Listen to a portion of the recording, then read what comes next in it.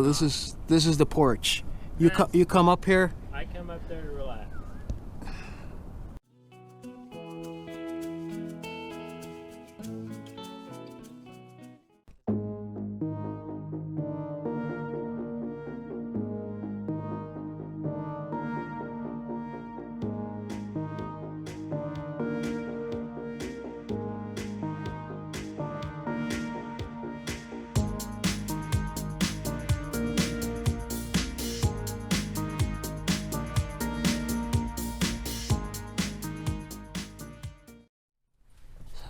Hey, Michelle.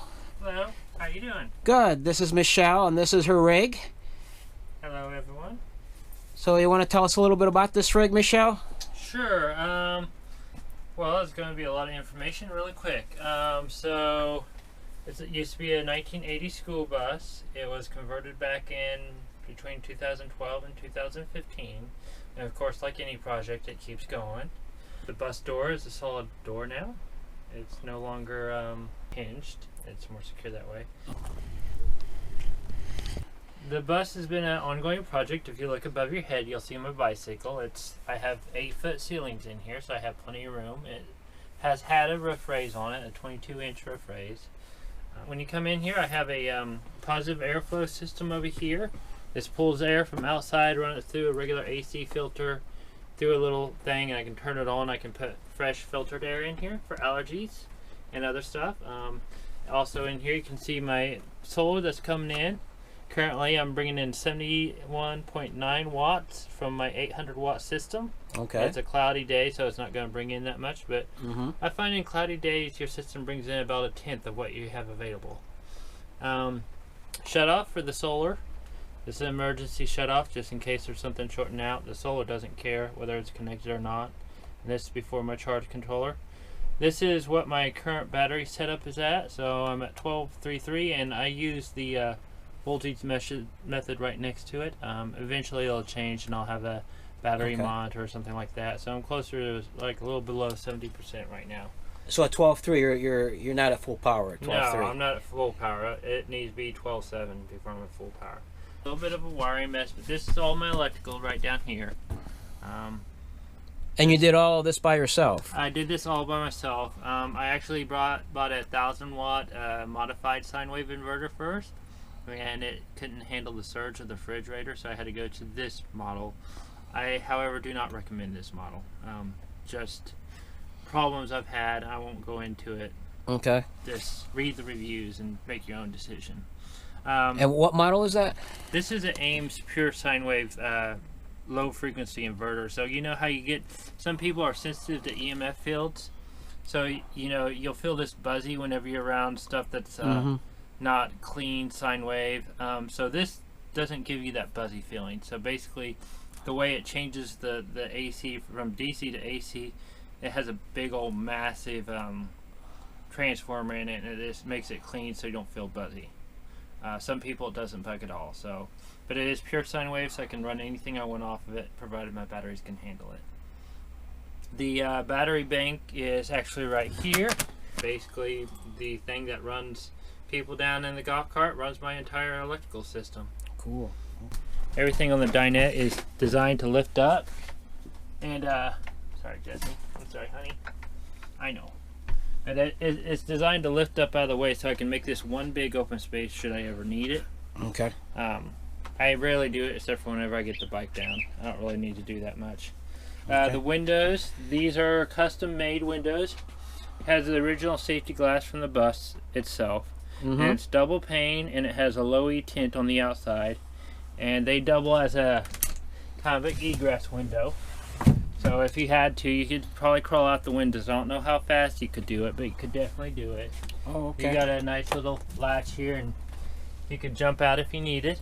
Cool. And it also gives you a good view, but I don't like the flies and everything. So, and you had to have it up to go down the road, but it's pretty cool. It really helps with sleeping at night for security purposes. If you like to sleep with the windows open, it really helps that way. Okay. It works well enough. I wouldn't say it works perfectly. I didn't account for wood warpage and everything else. If I did it again, I would probably add some spaces for some gaskets. There's a RV stove. Now, you put that in yourself also? Yes, I did. It was there's actually another piece that I tried it on, and then I put the cabinet top on top of it. Okay. But this and that works good, and I can actually run the microwave off my batteries for a whole whopping 10 seconds. 10 seconds.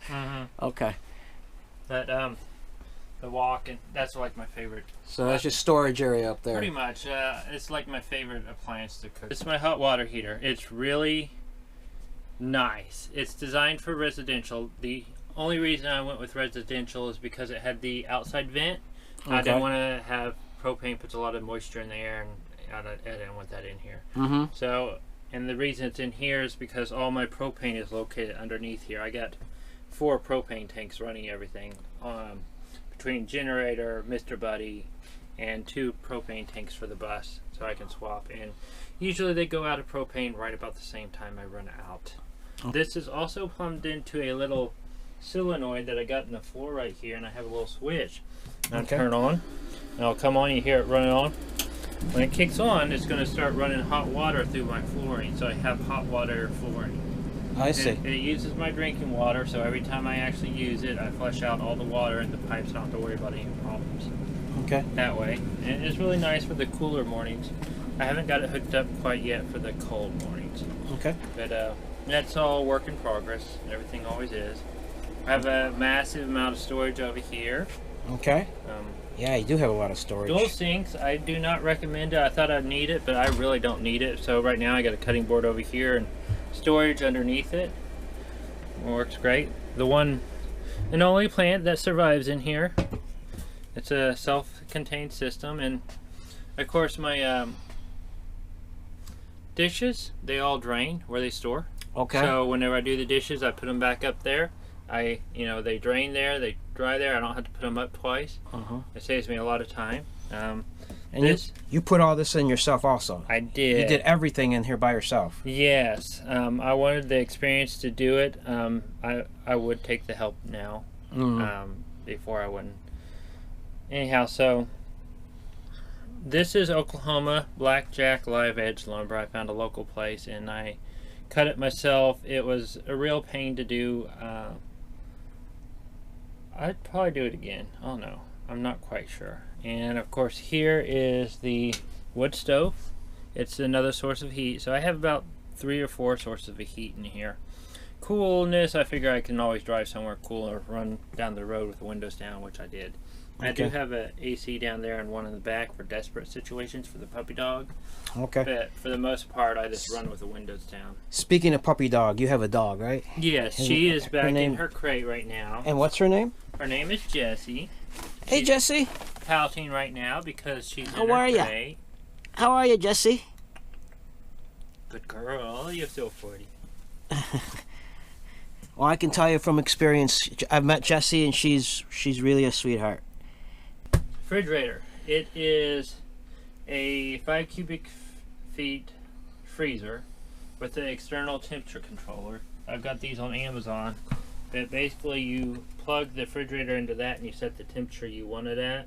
Okay. And the fridge will run whenever that tells it to run. So it acts like a refrigerator. The biggest problem I've had with the fridge is it collects a lot of moisture. Okay. Other than that, it's good. And then of course I have the lovely foot operated trash can. Okay. Which works good. Oh, some people like it some too. Disorganized storage. More storage. Okay. It actually used to be all I had up here for my food storage, and it's expanded since I've been out longer and longer. It's a really massive kitchen. I cook bread in here all the time. Oh yeah, there's plenty of space in here. Yeah, I like cooking and baking, especially in the winter time, because it's better to bake and make the bus warm with good smelling food versus, running a heater. And everyone likes you when you bring them hot bread. Yeah. Yeah, you brought me some of your bread and it was really good. It was. So I'll have to make some more. 100-gallon soaking tub. Wow, so you got a tub in here. Okay. I do. I have it's in laundry mode right now, so I do all my laundry in here. You do all your laundry in here? Yes, in here. So I have a 5-gallon bucket.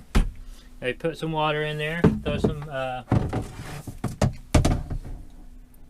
laundry detergent in there, And I got one of those Wonder Washes, and you just sit here and plunge it, and then you let it soak for so long. And you come plunge it again, and then you pour it out, and you rinse it out. And if you want, you can run it through the wringer between washes. But at the end of it, I run it through this, which makes a horrible squeaking noise. I noticed if you're not doing it, it drives me nuts if a friend's doing it. But then I hang it up here to dry, so it all dries. It creates a little bit of a moisture high point in the bus, but we're in the desert, so it doesn't matter. It works really well. Yeah, and then whenever I'm done with it, I just pull this out, and it slides back and goes back over there. Okay. And it's out of the way, and it goes to shower mode. Oh, okay. But I had to cut a hole in the tub and pull it out a little bit to get it to fall in. But for the most part, it works good. Composting toilet. Composting? Composting, it's nature's head. I love it. I will take it over any regular toilet any day. Despite even when it goes bad, it's not as bad as a regular toilet going bad. Of course, it should be made out of gold for as much as they charge, but they do give you a guaranteed 5-year warranty on anything that's going on with it. About how much would a toilet like that cost? $999. For a composting toilet. Well, this one was a $1,000 toilet. You can make some out of 5-gallon buckets, and I've seen plenty of people who do it. Okay. I just don't want to experiment with that, you know. So I know you can do it. I don't want to experiment with stuff. This is another piece of live ed lumber. This is from my parents' property. It's their old maple tree went down, and this is one of the smaller branches on it. And that's smaller. Anyhow, I got a bowl from IKEA, and I got a little sink there, and it has a really nice foot-off radio feature, so I can click on it and it'll come on. I don't have to touch any of it with dirty hands. It's really handy. The flooring is ingrained flooring in here. I was going to do the whole bus, but I was doing a sample test, and that's about as much as I want to do. Yeah, you got a bookshelf. Bookshelves, yeah. Bookshelves in here. Okay. Yeah, so I do carry a lot of books because you can't find everything you want online. And then from here, you know, closet. I don't even need all this closet space. I've been slowly reducing this. Clothes and paperwork is like the hardest thing to get rid of, but I'm hoping to reduce that in a year's time. Okay. At least have it to a more friendly washing inside thing. And then of course the bedroom. And this is the bed I'm on. This is the guest bed or a friend's bed. Basically, I built it right now. My friend was with me, and we didn't want to be sleeping in the same bed, so I gave her her own separate bed. But I can actually build this back into one big bed, and it's equivalently a California king. California king? Yeah. So it's 2 extra long twins, and space in here. Oh, I know. And the space underneath, I have. This is about 4 foot down, and from here back is all space, storage space. My spare tires back there, and a whole bunch of other junk. I don't know if you can see it. It's kind of dark. No, but you can see my water tanks here. Okay, that's your water tank? That's one of them, and there's one over here, too. On the other side. Mm-hmm. And it's sight on scene. You look down in there, and you can kind of see the water level. You can actually look right here. You can see the water level. It's the darker spot. So right now, I'm just below a quarter tank, so I have probably around 50 gallons. How many? 30. What's your capacity overall for water? I have 110 gallons. 110? Probably a little more, and I have way more gray water than I do fresh water capacity because I got 2 55-gallon tanks for fresh water, and they're strapped down really good. And then underneath the bus, I got 4 30-gallon tanks, all tied together with PVC. And I ripped off my tanks twice now. It's usually on big dips. Like the one down the street I wouldn't go to because of that. But basically, I can actually get, as long as I catch it fast, I can get down there and get the tank put back on and not lose much water. I see. So it is basically a safety thing. So I just get down there, loosen up, put the collar back on, and tighten it back down. And then maybe beat it back into place. But it's mainly a quick maintenance thing, and it's worked really well so far. Okay.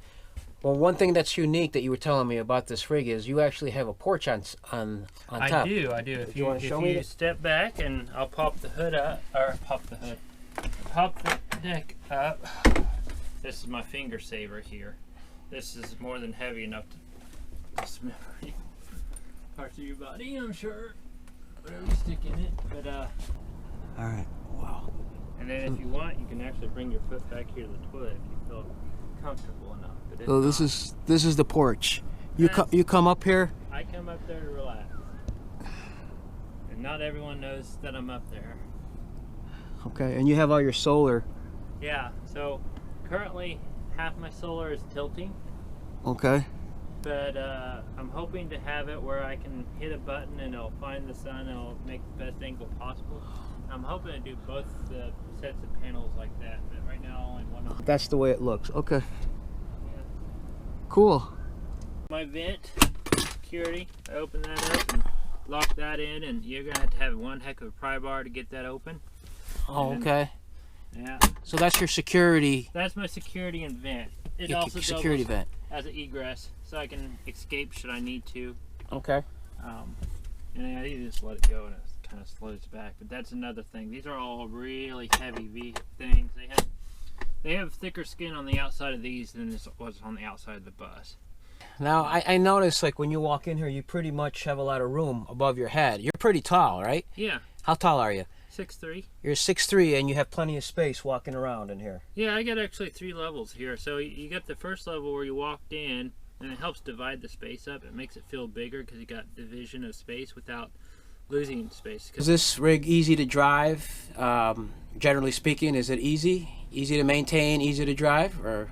Yeah, it's just like driving a big Cadillac. A big Cadillac, okay. That doesn't turn very sharp. That's also huge. I got my CDL and drove a school bus for the whole 3 or 4 years I was working on the conversion, so I could get used to driving a big vehicle. Oh, okay. There's certain things that you do different in this that you wouldn't do in a car. So like if you need to turn around, you're gonna have to do a 3-point turn, but you don't pull in front ways and then back into the main traffic. So you pull up in front of it and then you back in and then you turn. There's stuff like that you do different than cars. It's fun. I kind of wish I had a shorter one with a tighter turning radius, but I learned driving. I was a substitute bus driver, so I didn't always know where I was going, so I've gotten really good about getting into tight spaces and getting out. Right. How long have you been traveling in this bus? This year, well, since I moved in 2015, I actually traveled a little bit around Oklahoma, but not much. But basically, this is the longest stint that I've been out, and I've been out since July 15th, 2018. Okay, so you're a full-timer now, basically. You you live in this rig right now. Yes, for the most part, yes, I lived in this rig. I still have the address that I go home to, but for the most part, yes, I'm full-time. Okay. Now, you have a YouTube channel. Do you want to tell everybody what it's called? Yes, it's purpleperception.com. The website has the conversion on there from the beginning of a yellow school bus all the way up to where it was at 2 years ago. It doesn't have anything recent on it. And let's see if I can pull it up here. You might be able to see. Okay, so that's your YouTube channel. That is my YouTube channel, and everything that's going up there is going to be 360 video. It's 360, and that's basically unique. Yeah, there aren't too many like that. There aren't too many 360 videos out there. There's not too many bloggers, I will say that. But if you guys go watch my video, just click on the screen and move it around, and be sure to look around. And you can click around and move all the way 360-degree view. Okay. All right. Well, Michelle, thank you so much for inviting us in to take a look at your rig today. Oh, you're welcome. All right. Thank you. Have a good day. You too. Thank you. Bye.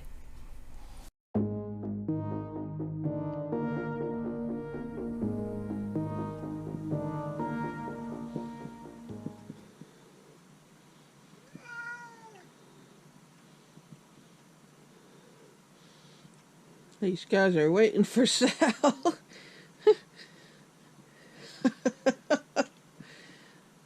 Seymour wants his food, and he wants it now. Right, Seymour? And Henry, too.